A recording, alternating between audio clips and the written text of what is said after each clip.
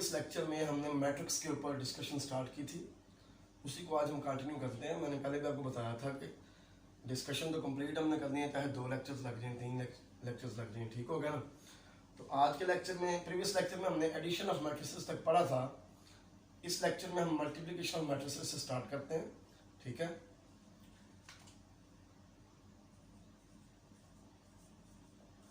Multiplication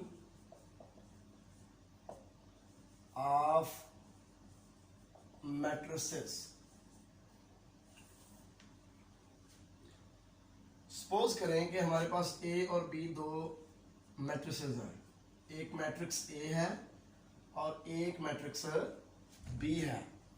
then the product ए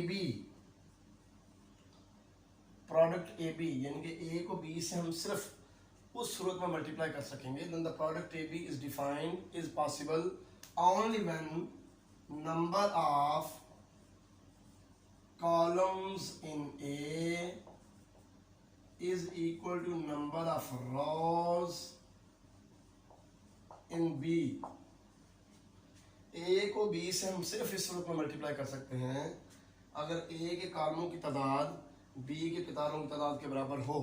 सादा जुबान में क्या है, दो मैट्रिसेस को हम मल्टीप्लाई सिर्फ उस सूरत में कर सकते हैं जब पहले मैट्रिक्स के कॉलमों की तादाद दूसरे मैट्रिक्स के कतारों की तादाद के बराबर हो, ठीक हो गया।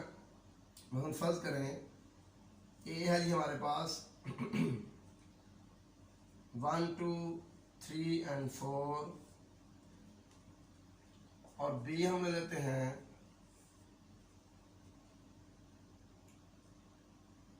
1 0 4 2 1 3। इसके कॉलम हैं 2, इसकी रोज हैं 2, ठीक है। यानी कि इसके कॉलमों की तादाद इसके कतारों की तादाद से के बराबर है, इसलिए हम ए को बी से मल्टीप्लाई कर सकते हैं। अब मल्टीप्लाई करना क्या है, कैसे है, तरीकाकार क्या है, तरीकाकार भी सीख लें। ए है जी 1 2 3 4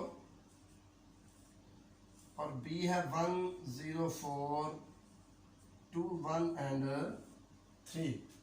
मल्टीप्लाई कैसे करना है, रो बाय कॉलम। इसकी एक रो लेनी है, उसको बारी बारी इसके तमाम कॉलम से मल्टीप्लाई करना है, ठीक हो गया। तो ये ए बी की पहली रो बनेगी, फिर इसकी दूसरी रो लेनी है ए की, इसको फिर इन तमाम कॉलम से बारी बारी मल्टीप्लाई करना है। ये ए बी की दूसरी रो बन जाएगी, ठीक हो गया। अभी देखते हैं हम लोग, पहली रो ले लें, इसको पहले कॉलम से मल्टीप्लाई करें। तरीकाकार क्या होगा, पहले एलिमेंट को पहले एलिमेंट से मल्टीप्लाई करेंगे, 1 इंटू 1 ये 1 आ जाएगा, प्लस दूसरे को दूसरे से 2 इंटू 2 क्या आ जाएगा 4। फिर अब इसी रो को दूसरे कॉलम से 1 इंटू 0 0 2 इंटू 1 2, दरम्यान में पॉजिटिव साइन आ गया, 1 इंटू 4 4 2 इंटू 3 6 और दरम्यान में प्लस। फर्ज करें ये -3 होता, ठीक है ना। तो 2 इंटू -3 -6 आना था और यहाँ पर फिर माइनस आना था, क्योंकि वैसे तो पॉजिटिव साइन आता है लेकिन इस माइनस की वजह से माइनस प्लस माइनस हो जाता है, नेगेटिव साइन आएगा, ठीक हो गया। अब जी दूसरी रो की बारी आएगी। दूसरी रो पहला कॉलम 3 इंटू 1 3 4 इंटू 2 8, दरम्यान में प्लस। दूसरी रो दूसरा कॉलम 3 इंटू 0 0 4 इंटू 1 4, दरम्यान में प्लस, ठीक है। दूसरी रो और आखिरी कॉलम 3 इंटू 4 12 4 इंटू -3 -12।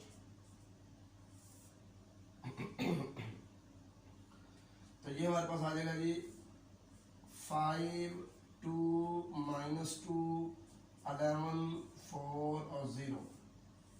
ये आ गया जी प्रोडक्ट ए बी, ठीक है। अगर ए के कॉलमों की तादाद बी की कतारों की तादाद के बराबर ना होती तो फिर हम ए को बी से मल्टीप्लाई नहीं थे कर सकते, ठीक हो गया। अब इसके कॉलम कितने हैं, 1 2 और 3, और इसकी रोज कितनी है 1 और 2। हमें कहा जाए कि प्रोडक्ट बी ए फाइंड करें, तो दिस इज नॉट पॉसिबल, ये पॉसिबल नहीं है। क्योंकि इसमें बी पहले नंबर पे आ गया, ए दूसरे नंबर पे चला गया, तो बी के कॉलमों की तादाद 1 2 3 है, जबकि ए के कितारों की तादाद 2 है। तो 3 2 ये बराबर नहीं है, लिहाजा बी ए फाइंड नहीं किया जा सकता। मुझे उम्मीद है कि आपको मल्टीप्लिकेशन करने का तरीका का समझ आ चुकी होगी और आपको ये भी पता चल चुका होगा कि किस सूरत में हम मल्टीप्लाई कर सकते हैं और किस सूरत में मैट्रिसेस को मल्टीप्लाई नहीं कर सकते। अब एक और बड़ी इंपॉर्टेंट चीज देखें, इसका ऑर्डर क्या है जी? इसका ऑर्डर है जी 2/2, 2 रोज 2 कॉलम, ठीक है। इसका ऑर्डर क्या है? 2/3,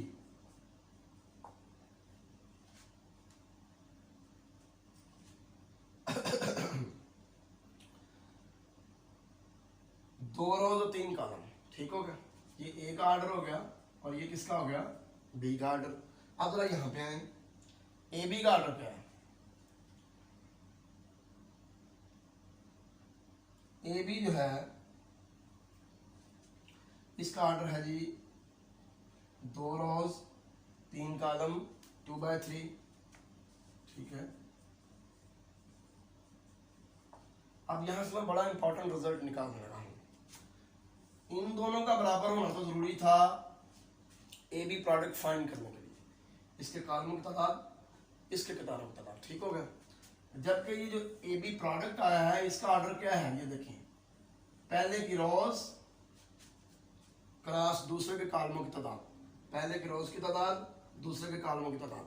फिर हम कह सकते हैं कि अगर हमारे पास एक मैट्रिक्स है ऑर्डर m क्रॉस n का, ठीक हो गया, दूसरा मैट्रिक्स है ऑर्डर n क्रॉस p का, हम इनको मल्टीप्लाई करके ए बी प्रोडक्ट तो निकाल सकते हैं क्योंकि इसके कॉलमों की तादाद इसकी कितारों की तादाद के बराबर है।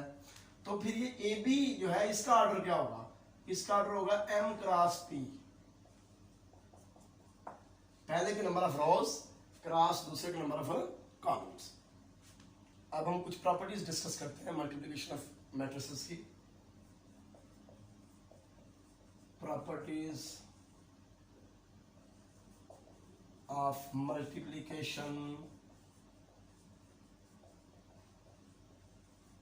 Of matrices.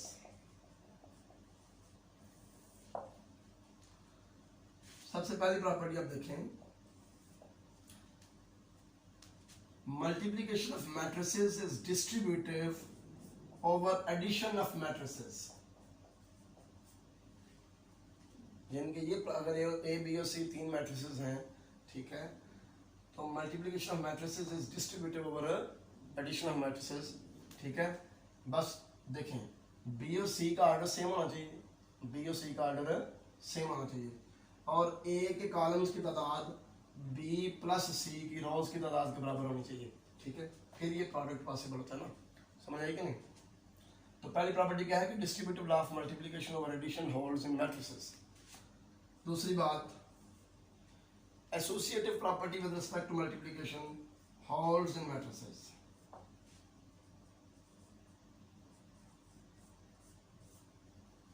ए बी और सी अगर 3 मैट्रिसेस हैं तो ये प्रॉपर्टी भी होल्ड करती है। यहाँ पे शर्त क्या है कि बी और सी का ऑर्डर इस तरह का होना चाहिए कि बी सी प्रोडक्ट पॉसिबल हो। इसी तरह ए और बी का ऑर्डर इस तरह का होना चाहिए कि ए बी प्रोडक्ट पॉसिबल हो, यानी कि number of rows of B must, number of columns of B must be equal to number of rows of C, number of columns of A must be equal to number of rows of B. तो फिर ये जो associative property है ये hold करती है, ठीक हो गया।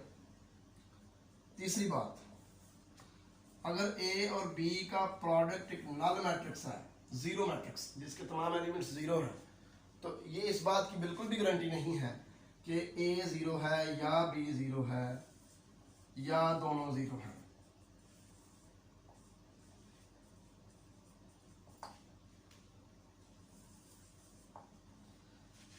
इट डज नॉट मीन कि ए बी अगर जीरो है तो ए जीरो है या बी जीरो है या दोनों जीरो है। मैट्रिसेस में ऐसे नहीं होता। देखिए मैं आपको एग्जांपल देता हूँ। फर्ज करें ए हमारे पास एक मैट्रिक्स है 0 -1, ठीक है, और 0 0। बी मैट्रिक्स है 1 1 और 0 0। जब हम ए बी फाइंड करते हैं ना उसी तरीके से प्रोडक्ट जैसे मैंने अभी थोड़ी देर पहले आपको बताया, तो ये नल मैट्रिक्स आ जाता है। जबकि देख रहे ना ए जीरो है ना B 0 है। इसलिए प्रोडक्ट ऑफ मैट्रिसेस यानी कि मल्टीप्लिकेशन ऑफ मैट्रिसेस की ये भी एक बड़ी इंपॉर्टेंट प्रॉपर्टी है कि दो मैट्रिक्स का प्रोडक्ट जीरो होने का मतलब ये नहीं है कि दोनों में से कम एक लाजमी जीरो है, ऐसी कोई बात नहीं है। ठीक हो गया। अब नेक्स्ट चलते हैं।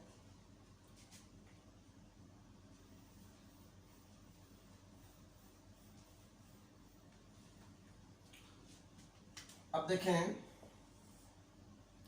सपोज करें कि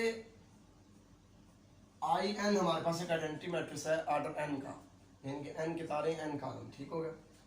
और आई एम जो है वो आइडेंटिटी मैट्रिक्स है ऑर्डर एम का, और ए हमारे पास एक मैट्रिक्स है ऑर्डर एम क्रॉस एन का। तो इसका ऑर्डर एन होने का क्या मतलब है कि ये स्क्वायर मैट्रिक्स है और इसका ऑर्डर एन क्रॉस एन है।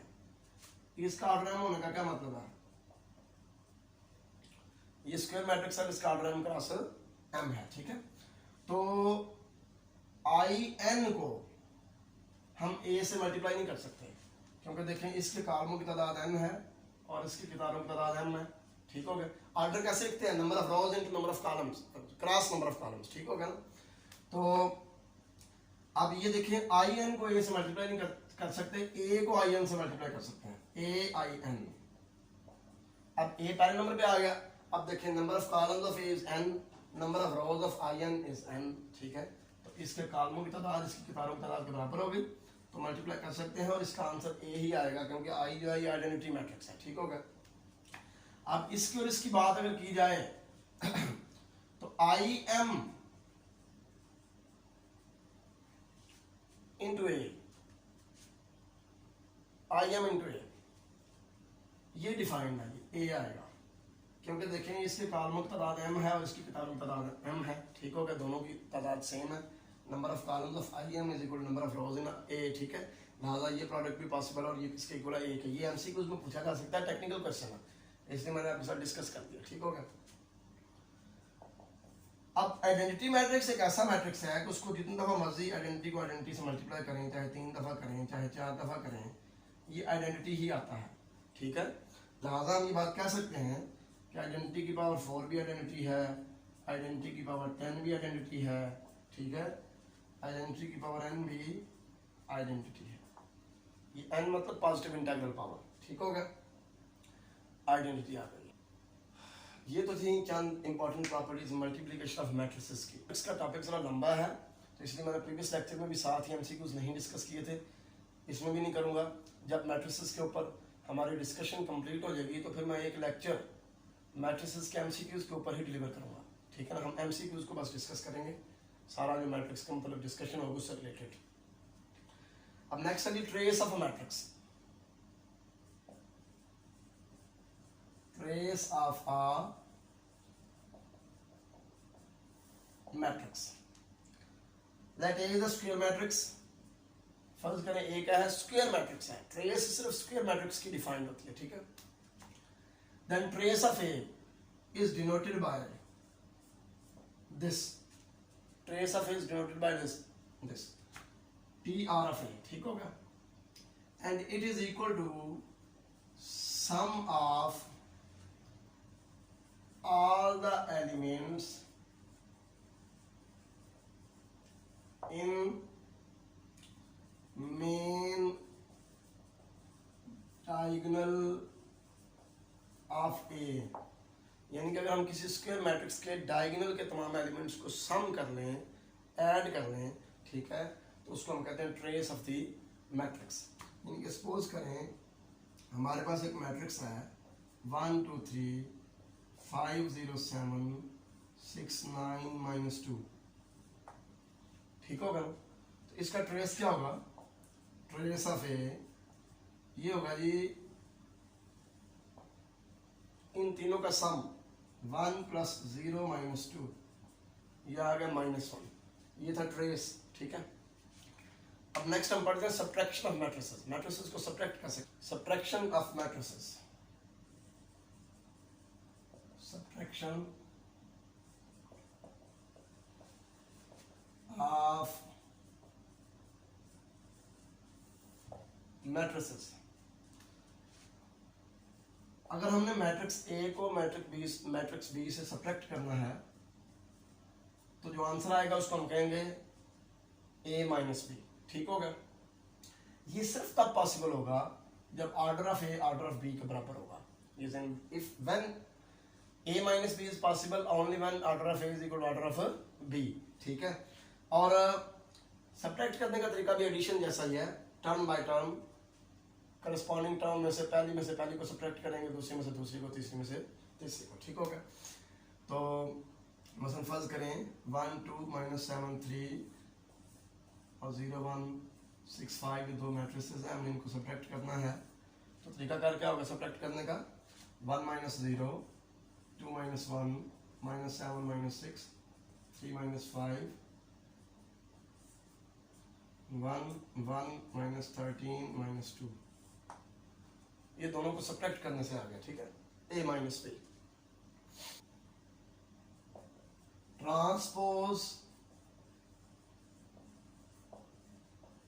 of a matrix. Let A is an m cross n matrix. फर्ज करें A हमारे पास एक m क्रॉस n मैट्रिक्स है, यानी कि नंबर ऑफ रोज m है और नंबर ऑफ कॉलम्स क्या है? n है। Then an n cross m matrix obtained by changing the rows of A into columns is called transpose of A denoted by AT। इस तरह। ठीक है। A transpose, दोबारा बता रहा हूं, if A is an m cross n matrix, ठीक हो गया, then transpose of A is an n cross m matrix obtained by changing the rows of A into columns। ठीक है। अब जब हम इसकी रोज को कॉलम्स में बदल देंगे तो जाहिर सी बात है कि जो A का ऑर्डर होगा उसका रिवर्स उल्ट कह दें, ये ए ट्रांसपोज का ऑर्डर होगा, क्योंकि इसकी रोज कॉलम बन जाएंगे और कॉलम जो है ये रोज बन जाएंगे। ठीक हो गया। तो एग्जांपल लेते हैं। फर्ज करें हमारे पास ये मैट्रिक्स है जी 1 2 3 4 5 एंड 6। ठीक है। हम इसका ट्रांसपोज लेना चाहते हैं तो तरीका कार क्या होगा? इसकी रो को कॉलम बना देंगे 1 2 3, दूसरी रो को भी कॉलम बना देंगे, तो ये ट्रांसपोज आ जाएगा।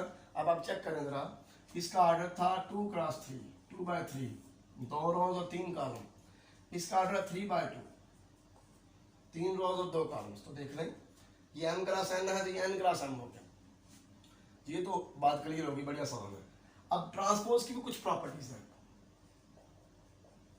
a प्लस b का ट्रांसपोज इक्वल होता है जी a transpose plus b transpose, और a माइनस b का ट्रांसपोज इक्वल होता है a transpose minus B transpose. किसी भी अगर आप मैट्रिक्स का डबल ट्रांसपोज ले लेते हैं तो दोबारा वही मैट्रिक्स आ जाएगा। ठीक है। इसी तरह के अगर एक स्केलर है, कांस्टेंट है, तो के टाइम्स ए का ट्रांसपोज जो होगा वो इक्वल होगा के इनटू ट्रांसपोज ऑफ ए, क्योंकि के तो कांस्टेंट है, उसने टर्म बाय टर्म इससे मल्टीप्लाई हो जाना है। ठीक है। फिर वो कॉमन भी आ जाएगा बाहर, ट्रांसपोज लेने से कोई फर्क नहीं पड़ेगा, ए ट्रांसपोज ही हमारे पास आएगा। ये देख ले आप यहाँ पे, इसको अगर हम 2 से मल्टीप्लाई कर देते हैं वो तो टर्म बाय टर्म मल्टीप्लाई हो जाएगा सबसे। ठीक है ना। फिर उसका ट्रांसपोज लेंगे हम, नंबर ऑफ रोज, जो रोज है वो कॉलम में बदल जाएंगे, फिर जिस 2 से मल्टीप्लाई किया वो 2 सब में से कॉमन भी आ जाएगा, और बाकी फिर ए का ट्रांसपोज। ठीक हो गया। यही चीज मैं यहाँ पे बता रहा हूँ। तो ये थी। हाँ, एक और बड़ी इंपॉर्टेंट प्रॉपर्टी है ट्रांसपोज की, ए बी का ट्रांसपोज इक्वल होता है जी बी ट्रांसपोज ए ट्रांसपोज। तो स्टूडेंट्स आज के लेक्चर में बस इतना ही मैं डिस्कस करना चाहता हूँ। ठीक है। नेक्स्ट लेक्चर में इंशाल्लाह मजीद डिस्कशन करेंगे मैट्रिक्स के ऊपर। इसी तरह मैं कोशिश करूंगा कि डिस्कशन डिटेल से करूँ, चाहे लेक्चर ज़्यादा लग जाए। ठीक हो गया, ताकि आपका कॉन्सेप्ट क्लियर हो। जिस दिन मैट्रिक्स के ऊपर डिस्कशन खत्म होगी, हम इंशाल्लाह इससे मतलब जो MCQs हैं उनके ऊपर एक लेक्चर जो है ना वो लेंगे। ठीक है। अल्लाह हाफिज़, अस्सलाम वालेकुम।